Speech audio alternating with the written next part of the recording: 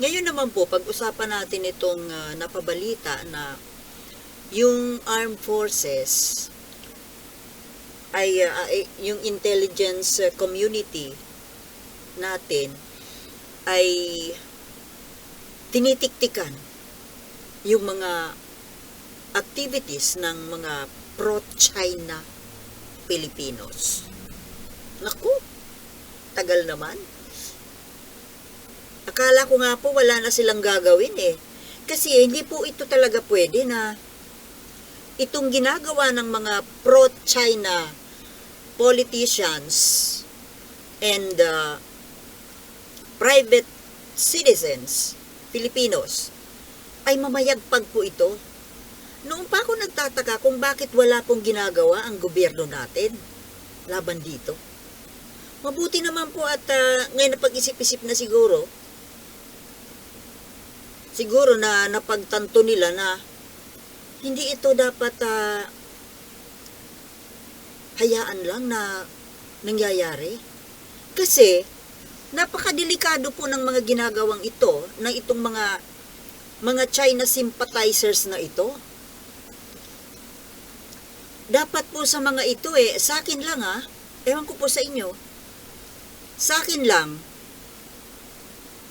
ang opinion ko dito, dapat po matigil ang mga ito. Sa papanong paraan? Noong panahon ni Apo Lakay, di ba yung mga anti-government, kasi may tuturing natin ito na anti-government Di ba ipinakulong niya, pinaaresto niya at kinulong? Di ba nga yung kaso ni Ninoy Aquino? Anti-government Ito po ay anti-government activities na according to some, ang kasong ito ay sedition na dapat nga po punishable by death. Kasi ipinagkakanulo mo, tinatraidor mo yung sarili mong bansa. Ano bang ginagawa ng traidor? Ibinibenta yung sarili mong bayan, yung iyong mga kababayan, yung interes ng iyong bayan. Para itong ahas na tutuklaw sa'yo. Kumbaga, itong mga pro-China ng mga Pilipino na ito, kumbaga itong bansa natin ay parang tahanan natin. Tayo ay magkakapatid.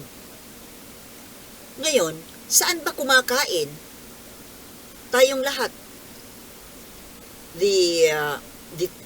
Yung mga traidor at tayong mga makabayan. Di ba iisa lang naman na lamesa ang pinagkakainan natin? Analogy.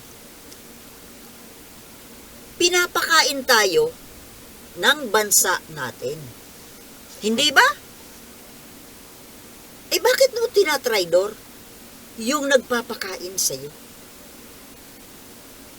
Kaya nga dapat sa mga ito, itong mga ahas na traidor na ito, ay mawala.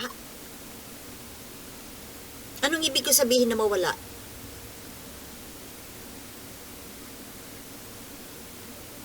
Pwedeng mawala na as in mawala. Or mapatigil ito mga pinagkakalat nila at pagsusuporta sa China sa kalaban. Paano? Well, para sa akin, walang ibang paraan na matigil yan, kundi ang ikulong sila, ibartolina, no communication to the outside world. Nakabartolina.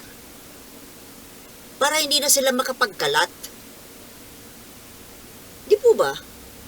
Ngayon, according to the balita na yung armed forces natin kilala na po kung sino itong mga matatawag nating mga makapili, mga nakikipagsabwatan sa kaaway na China. Pilipino nakikisapagsabuatan sa kalaban ng sariling bansa. Ngayon, wala naman pong sinabi doon sa balita kung ano ang gagawin dito sa mga nakilala na. Well, ang dali namang makilala eh. Di ba? Diyan lang sa Senado, alam natin kung sino ang pro-China. Sa mga vloggers, alam natin. Vloggers, journalists, mga Pilipino. Ngayon, wala naman po sinabi kung ano ang gagawin. Pinag-aaralan yata. Pero ang dapat po talaga ay mawalan sila ng contact sa China. Nang hindi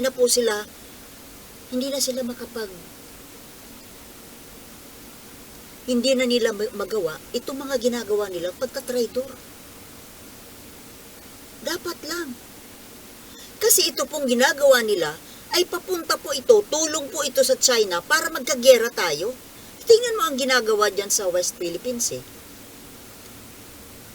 Kung alam ni China na nagkakaisa ang lahat ng Pilipino, kung walang tumutulong sa kanya, hindi yan maglalakas loob. Kaya malakas po ang loob niyan kasi mayroon siyang mga kakampi dito sa loob.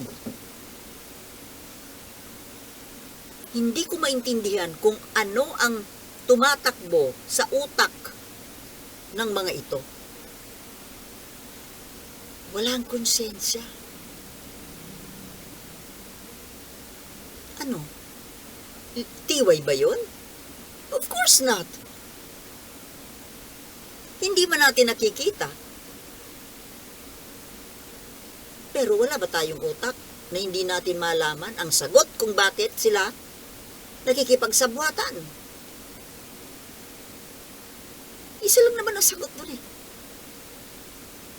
Pera, pera, pera, pera. Dahil sa pera, nagagawang traidorin ang sariling lahi. Alam mo kung ako lang ang tatanong, ako ang magbibigay ng opinion, shoot to kill po ang mga to. Masyado ka namang malupit. Sultana, masyado kang malupit. Anong gusto nyo? Makapagkalat ito? Tulungan pa rin? Makatulong pa? Diyan sa kalaban? Ano ang ending? Pag tinutulungan mo ang kalaban, pinapalakas mo yung kalaban. Kita mo ngayon ano nang ginagawa ngayon? Binubunggo-bunggo na yung barko natin at may balak pa na haltakin yung outpost natin, yung Sierra Madre.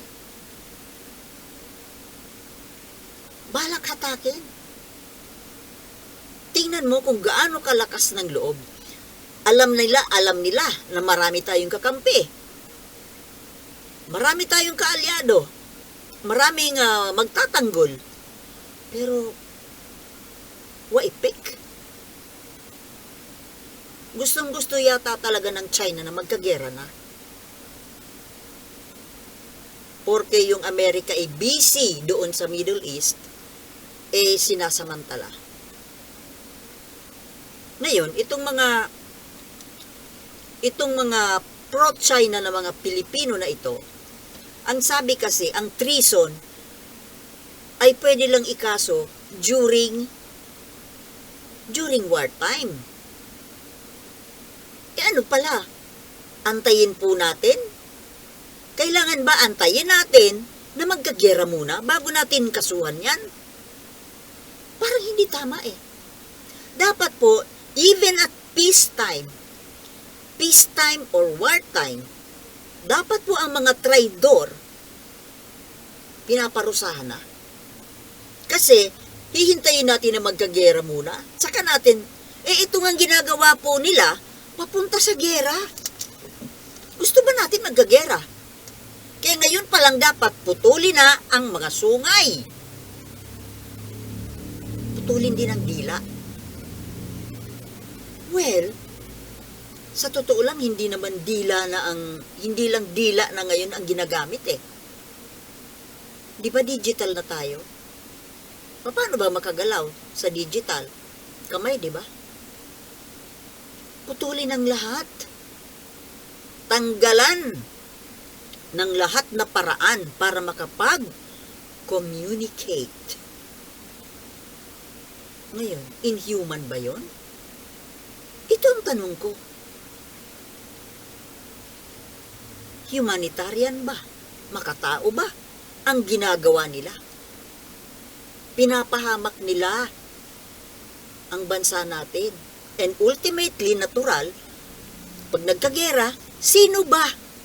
Sino ba ang kawawa? Di ba mga sibilyan?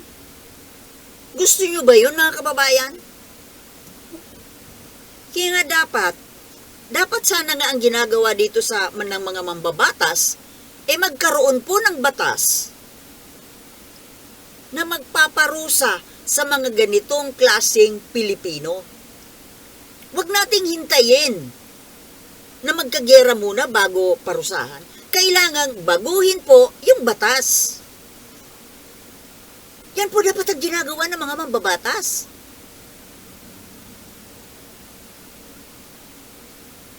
Di po ba? Ano ginagawa ng mga mambabatas? Puro lang kayo confidential fund eh.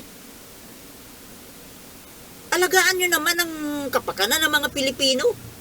Mga simpleng mamamayan, katulad namin.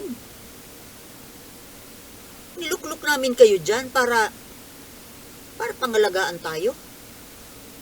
At itong problema na ito sa mga pro-China, ng mga Chinese na gumagamit ng mga Pilipino para sa kanilang propaganda. Dapat po maputol na to.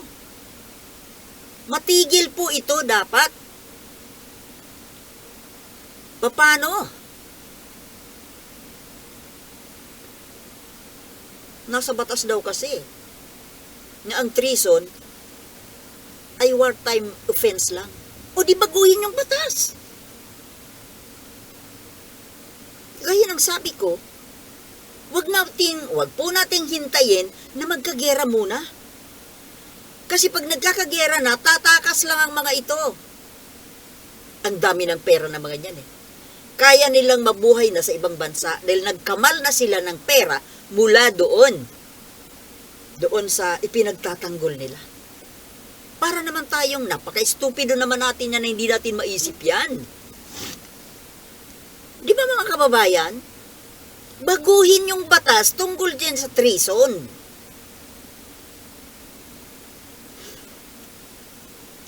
Hintayin muna, magkagera muna bago. Hindi ba ito gera? War of words, war of perceptions.